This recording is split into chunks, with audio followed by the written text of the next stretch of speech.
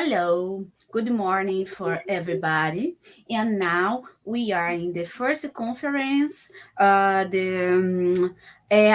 conference from Unifesp. And in this roundtable, we have Frederik Andersen from University from St. Andrews, UK, to talk about the defending strong Alethic pluralism, right?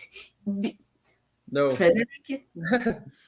I'm talking about logical Akrasia today. Okay, sorry. I see the wrong in my test. Just completely sorry, and you can start your speech, please. And the next time we will call for Zhiyuan, the Chinese University of Hong Kong. Okay, it's a pleasure to talk with you, Frederik. Thank you so much. So let me just try and share my slides. So are you able to see the slideshow now? Can you give me a reaction if you're not able to see the slides? Okay, you're able to see the slides. So, okay, thank you so much for letting me present today. So as I said, my presentation today is on logical Akrasia.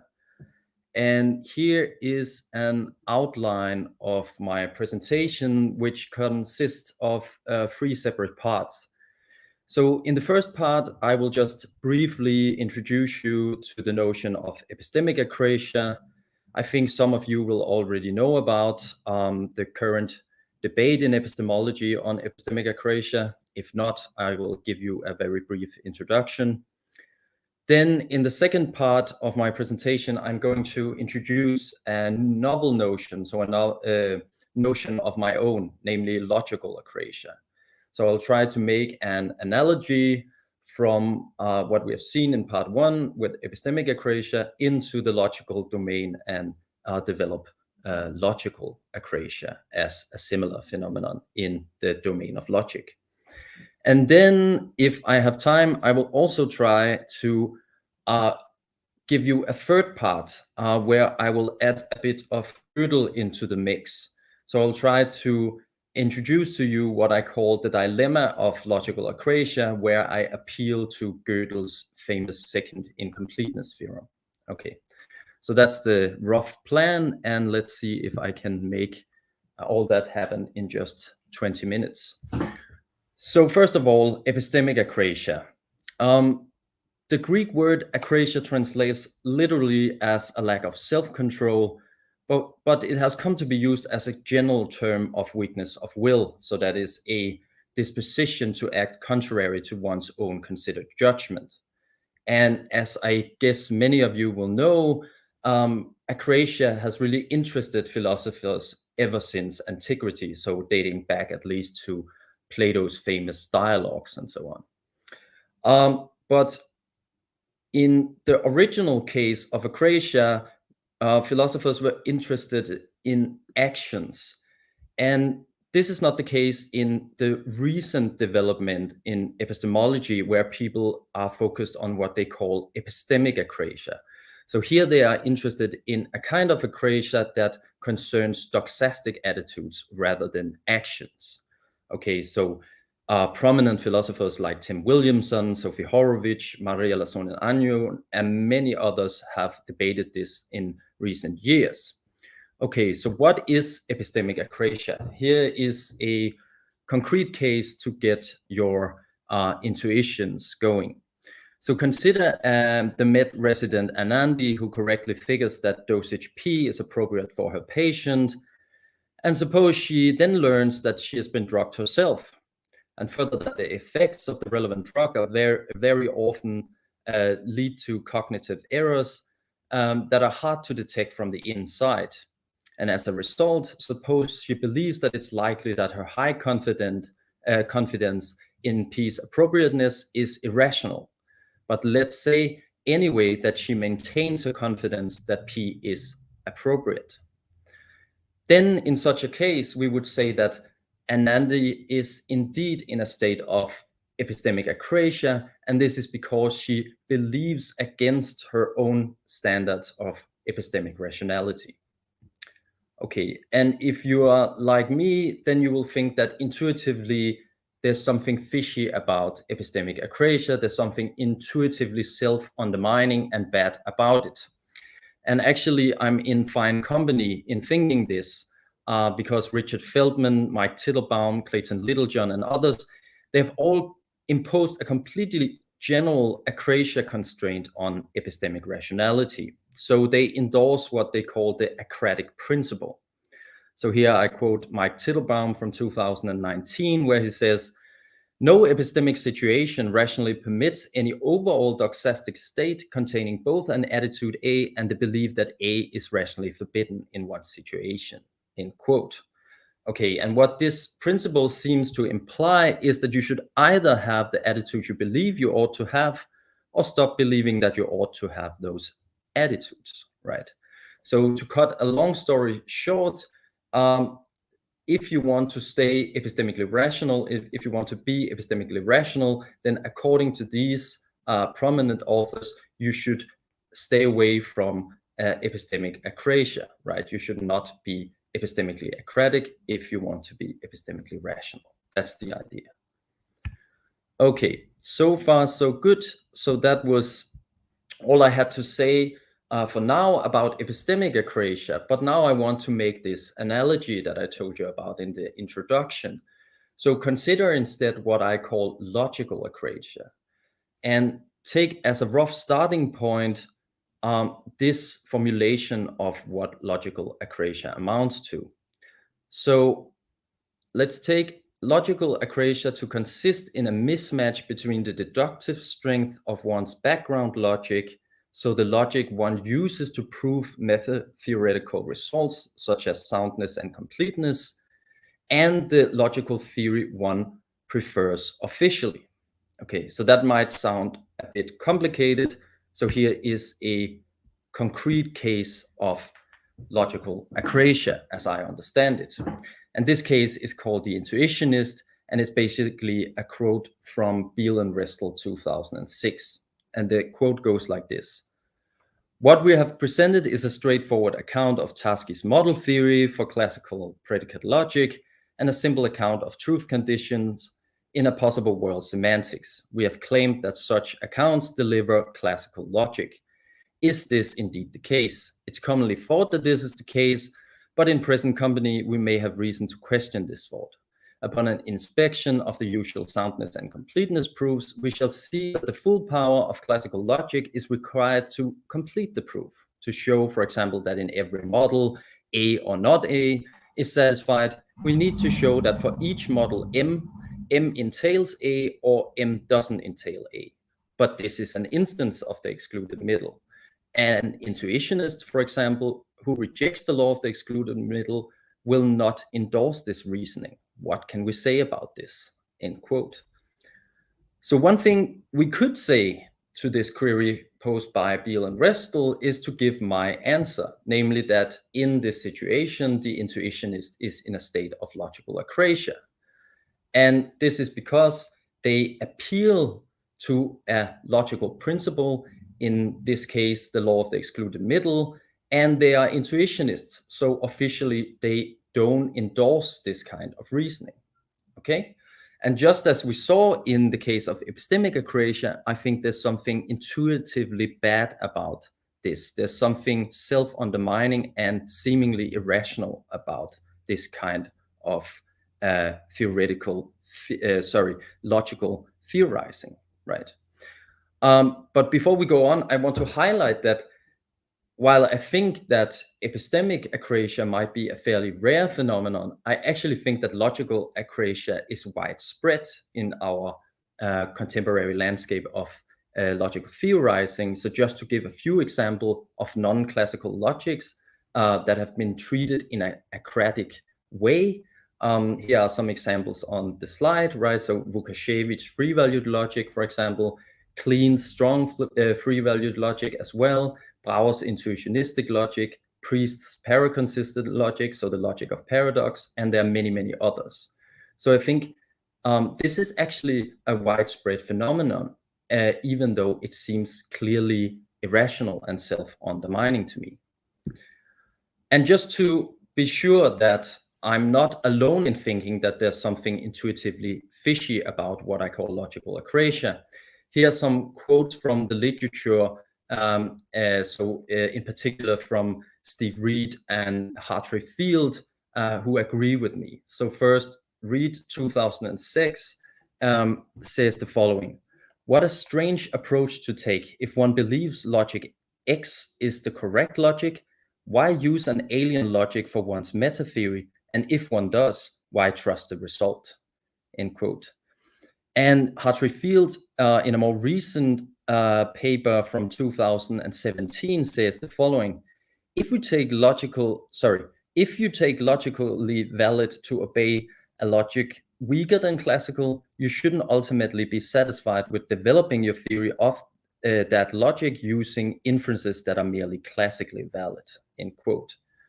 Okay, so it seems that both Reed and Field agree with me that there's something bad about this kind of acratic theorizing.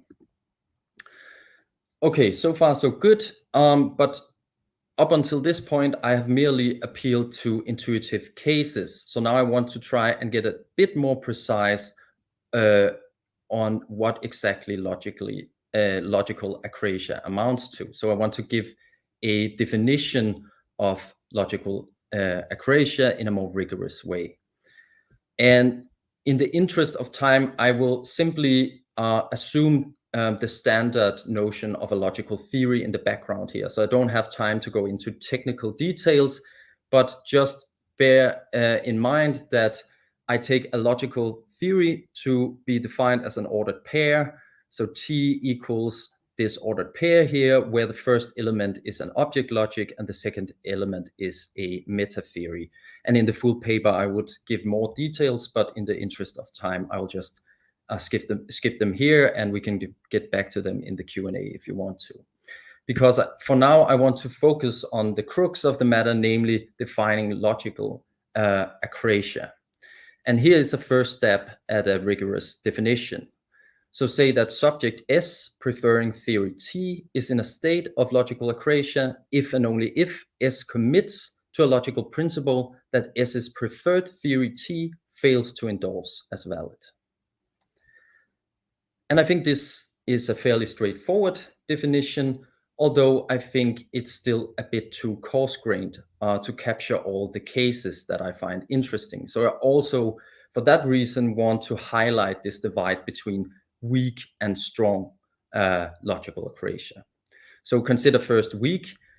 S preferring theory T is weakly acratic if S commits to a logical principle that S's theory T fails to endorse as valid. And contrast this with strong.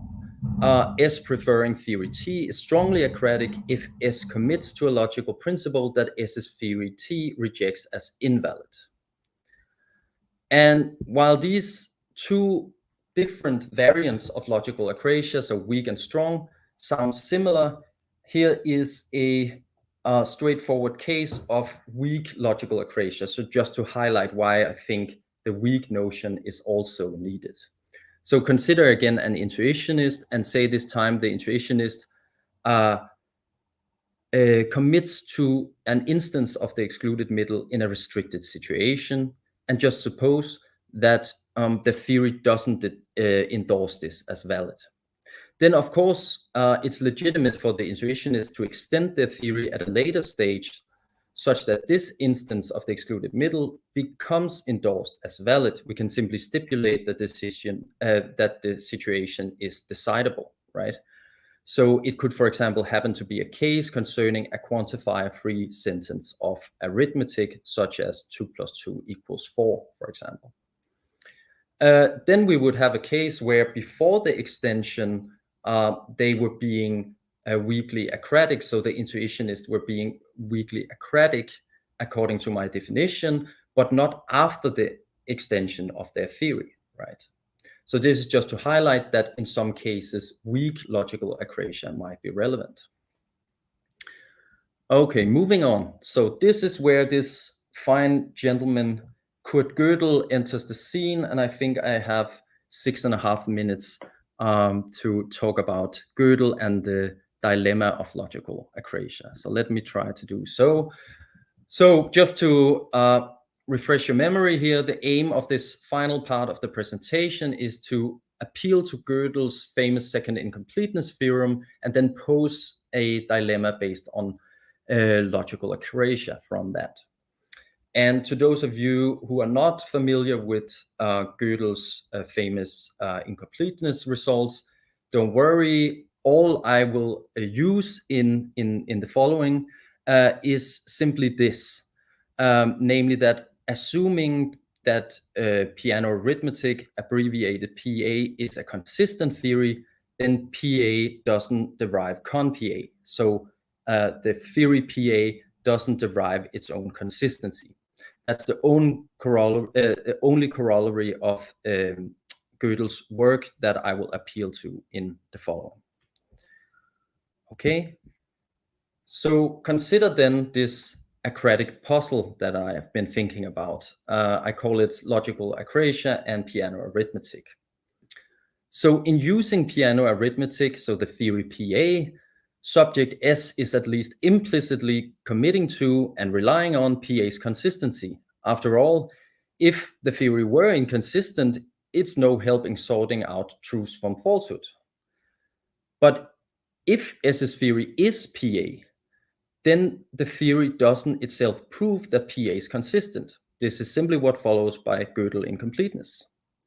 So in that case, S's theory doesn't prove the claim that S is committed to, and consequently, S is at least weakly acratic by my definition from section 2. Of course, S can then easily extend S's theory, why not?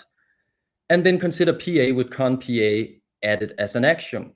This would indeed provide S with a proof of con-PA in a single line. But alas, now the issue of akrasia arises at the level of appeal to the consistency of that theory instead, namely PA plus con-PA. And we could go on like this towards infinity.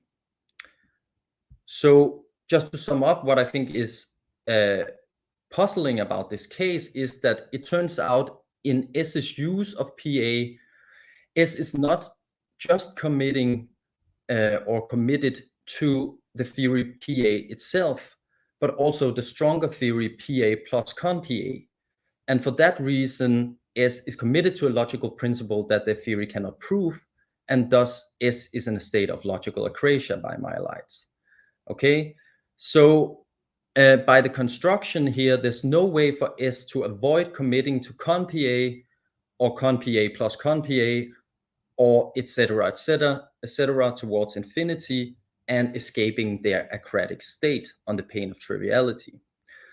And while I don't think that this is necessarily a sign that S is irrational, I think that it does indeed commit S to something which goes beyond S's own theory in such situations.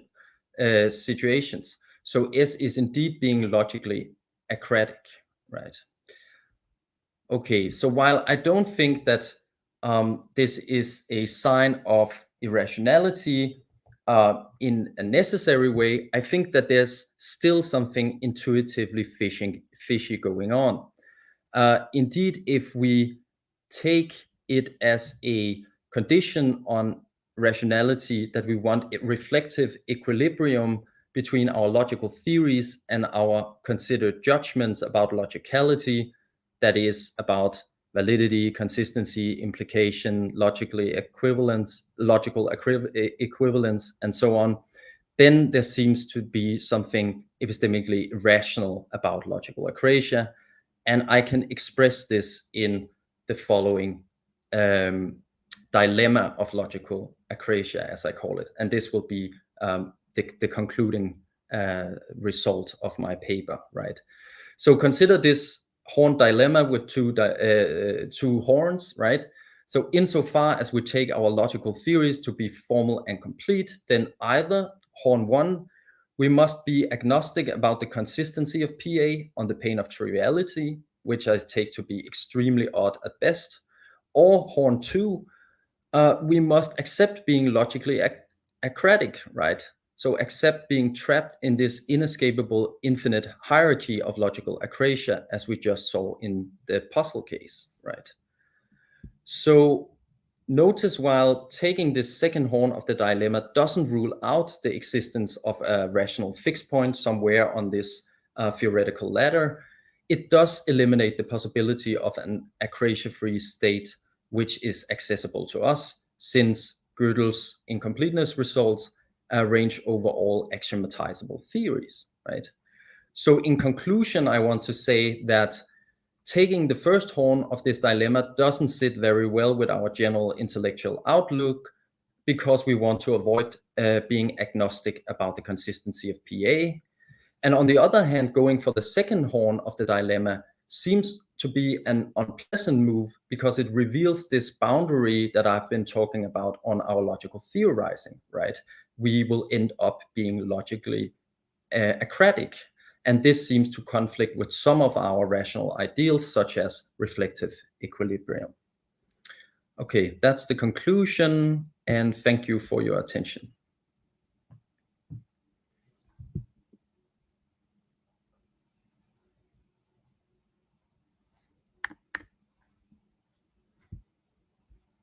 More about Golden to ask and think, because it's very a profound thematic, and I will Sorry, I couldn't hear the first part of what you said. Can you start over? Of course. It was a pleasure to hear your presentation, right? I need to read, and I will look for something about Golden, because it's very profound theme, and I need to read something before to ask something, right? It was an amazing, and from Greek philosophy, right? Frederik? Yeah, was there a question in there? Sorry, okay, I missed the question then. Oh, sorry. Can you hear me now? Yeah. Okay. And now I will open for the questions for the guests, and I will see something new, and I will translate for you, right? Okay. Paola?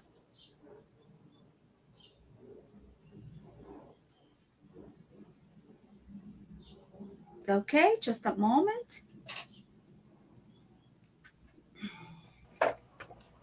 Bom dia, tudo bom? Alguma questão? Por enquanto, aqui no nosso chat do YouTube, só agradecimentos ao Frederik. Não temos nenhuma questão. Então, a gente aconselha ele, se caso ele quiser, complementar com mais alguma coisa que ele achar interessante da pesquisa dele. Alguma coisa, algum ponto que talvez ele queira aprofundar mais, pode deixar ele à vontade. Frederik, now Paola told me it's a pleasure to hear you, and I'd love to hear more about your search. Talk a bit more for us about the Akrasia, please. Yeah, so very briefly, this is going to be a chapter of my PhD dissertation, and the topic of the dissertation is going to be logical disagreement.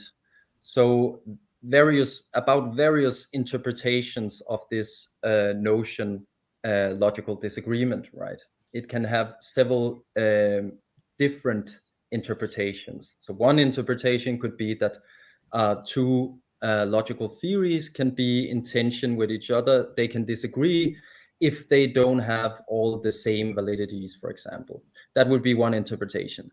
But I also have an interpretation which I call logical akrasia, right? So I see what I've presented here today as one kind of logical disagreement, right? So in particular here, it would be between the background logic you use to prove meta-theoretical results such as soundness and completeness, for example, and then the official theoretical stance you take. So for example, if you're an intuitionist, then you should not appeal to the law of the excluded middle, right? So this was just one interpretation of logical disagreement. That's the main idea. Very good, very good. Okay. Frederik, it was a pleasure to hear you about your search. And I really appreciate your speech. And I want to thank you for this job and good luck with your search. Okay? Thank you so much for hosting and listening. Okay. So I will invite the next one. And if you want to hear the next invite, it will be a pleasure, right? Sure. Okay. See you, ma'am. Bye. Bye. Paola.